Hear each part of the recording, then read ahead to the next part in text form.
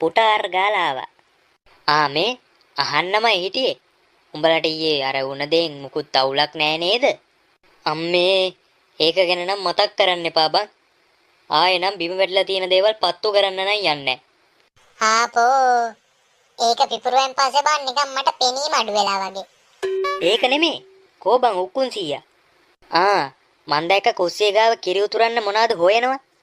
මේ උදව්වක් ඕනේද? ඕන්නම් කියපන් ඈ. එහෙම ලොකෝ උදව් නෑ බං.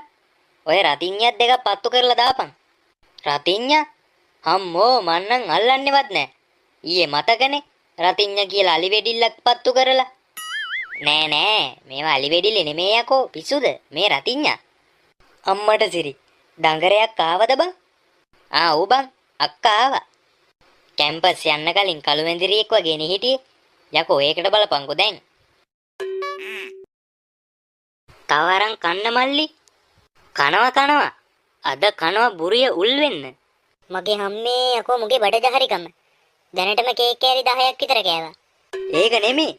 මේ කැවුම් හැදුවේ කවුද? මම මල්ලි. රහයිද? අක්කා මේ කැම්පස් ගිහිල්ලා මේ මේසන් වැඩද ඉගෙන ගත්තේ? ඇයි එහෙම අහන්නේ? නෑ මේ කැවුම් පෙනුමෙන් රහයි වගේ වුණාට මේ පට්ට හයියයිනේ. මේව හොඳයි අර වත්තට එන වඳුරන් එලවන්න. අනේ මේ කන්න බෑ නම් ඔන්න ඕක තියපන්.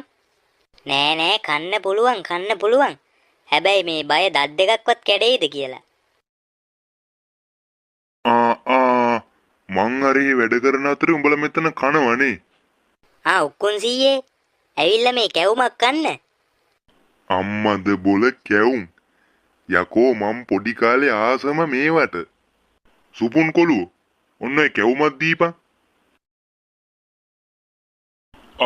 යකෝ මගේ දත. කවුද යකෝ මේ ගල් හැදුවේ? ඇයි ඒ පාර උක්කුන් සීයට මොකද? බං. උඹ මේව හැදුවේ සිමෙන්ති වලින්ද? ඇයි දැන් ඒ පාර මොකද?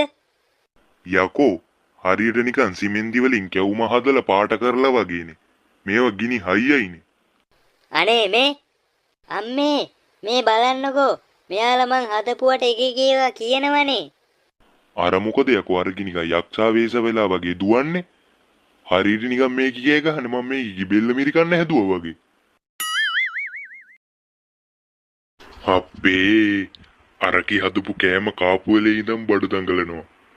ටොයිලට් එකටවත් යන්න ඕනේ. මේ තාත්තා කොහේ යනවද මන්දා? තාත්තේ මම ටොයිලට් එකේ බං. ඇයි